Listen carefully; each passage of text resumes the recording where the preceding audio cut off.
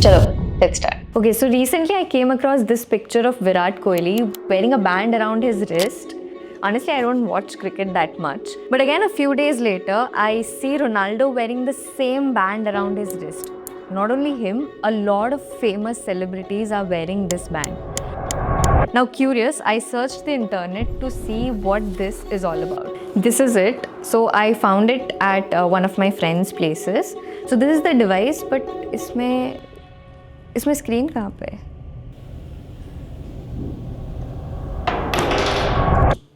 To understand Whoop and its $3.6 billion market, let us first look at the fitness market in general. As per the data for 2024, the market size for wearable health devices was $74 to $84 billion.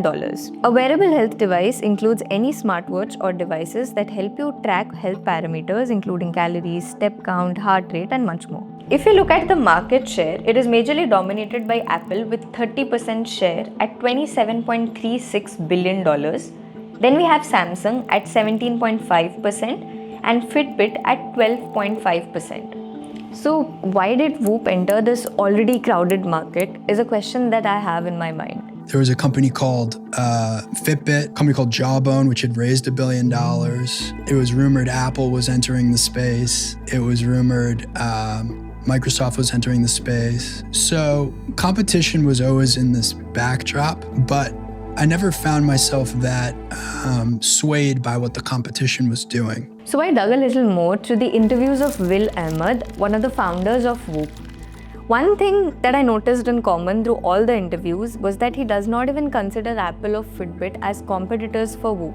Now let us go back to the famous athletes that I was talking about in the beginning of the video. But for that, we first need to understand how did Whoop start.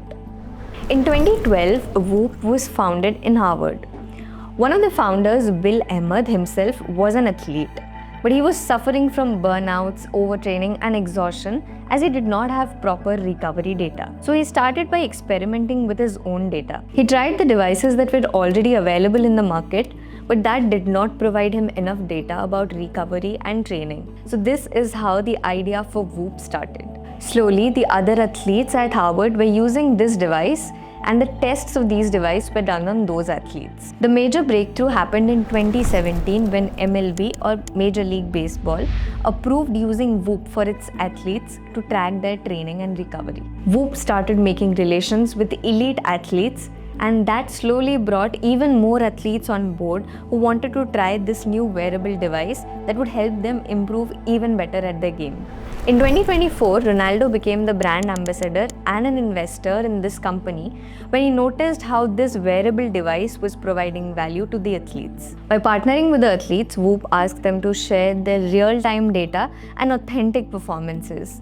And in this way, they gathered a major chunk of the market share. Currently, Whoop has over 3.1 million subscribers and has also become the official recovery wearable partner of the NFL Players Association. But from the very beginning, Whoop has always worked with elite athletes. So how did it come to enter the mass market? And why was this mass market interested to buy Whoop? During 2018, 85% of the health wearable market was just about counting steps. But then COVID happened and health became a major concern for a lot of people. Basically, during COVID, everyone's anxiety levels were rising, which messed up people's sleep patterns. As a result, their stress levels were rising, and this was leading to a lot of other health problems. Post-COVID, people realized that how their sleep patterns were actually affecting their health. As a result, there was an increased demand in tools or gadgets that would help people track their sleep patterns. And this demand created an opportunity for Whoop, and they started targeting the mass audience rather than just targeting the professional elite athletes that they were used to targeting earlier. If you see the data from 2019 to 2021, Apple Watch users increased by 33% from 30.7 million users to 46.1 million users. Fitbit increased only by 7.7% from 38.3 million users to 41.5 million users. But if you look at Whoop, it increased from 2 lakh subscribers to 1.5 million users, which is almost a 650% growth. But then if the overall market was increasing, how did Whoop get this huge increase that no other brand got? Okay, now have a look at this.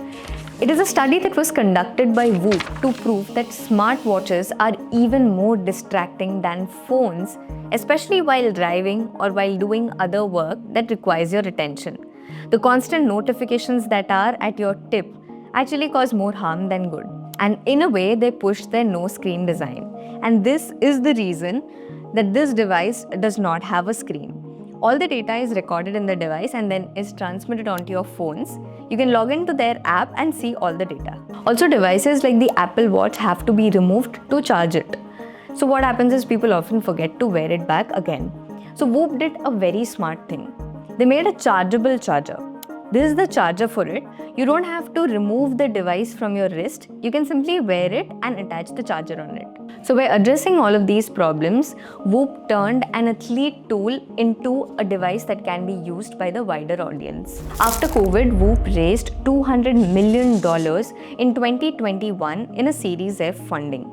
They not only maintained their profitability but also scaled at a wider audience. But why only Whoop out of all the other brands that were there? What if I change my strategy? By 2023, almost all of the wearable brands had similar features, but Whoop's technology was much ahead than these. Have a look. For the Apple Watch, people have often complained that almost 25 to 30% of its charge is drained in just 30 minutes, and that too while people are just sleeping. This is a really frustrating problem. But on the other hand, Whoop can sustain up to 5 days with just a single time charge. While Apple Watch and Fitbit had more general parameters like calories burned or steps walked, Whoop on the other hand integrated much advanced parameters like, for instance, an HRV tracker or a heart rate variability tracker. In simple words, HRV measures the tiny differences between heartbeats. If your HRV is on the higher side, you might be ready to perform, whereas if it is on the lower side, your body might be experiencing fatigue and you might require rest. And how does Whoop do this? Whoop has a heart rate sensor that has a much higher sampling frequency. Wait, let me explain. So what happens is a Fitbit or an Apple Watch records a heartbeat once every single second. But on the other hand, Whoop records 100 times in a single second. And it is able to capture a lot more data than an Apple Watch. And tracking all of this data and combining this huge data gives Whoop a competitive advantage over its other competitors. I'll win this. Whoop was performing very well for the elite athletes, but there was a huge gap when it started to focus its expansion towards the general audience. Because for an average audience, people wanted more of actionable health guidance steps rather than simple performance tracking data. Because most of the people did not have the resources to understand this data and turn it into some actionable steps that they could do in their daily lives. All of this worked brilliantly for elite athletes.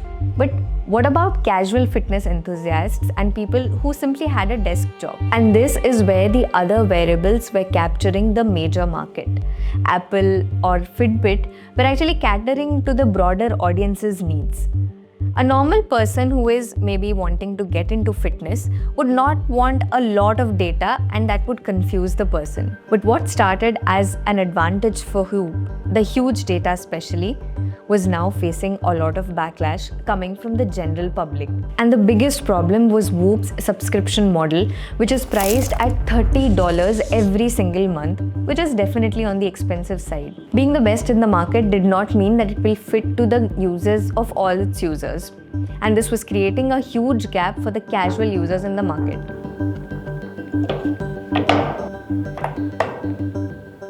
Wait, what's happening?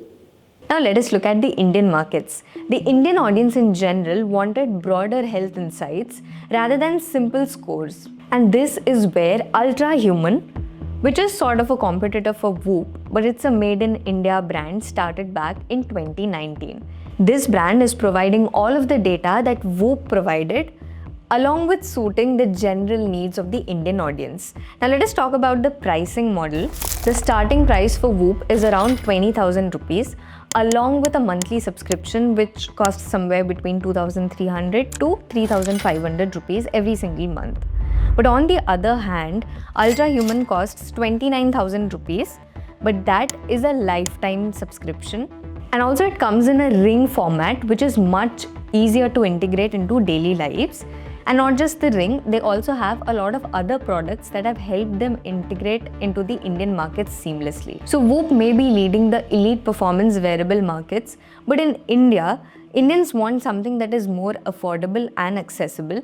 So Ultra Human actually has positioned itself much better for the Indian broader audience that just needs better health insights. और इसी वजह से Ultra Human feels like a much better deal as compared to Whoop. Let us know below in the comment section if you want us to make a full business breakdown of Ultra Human.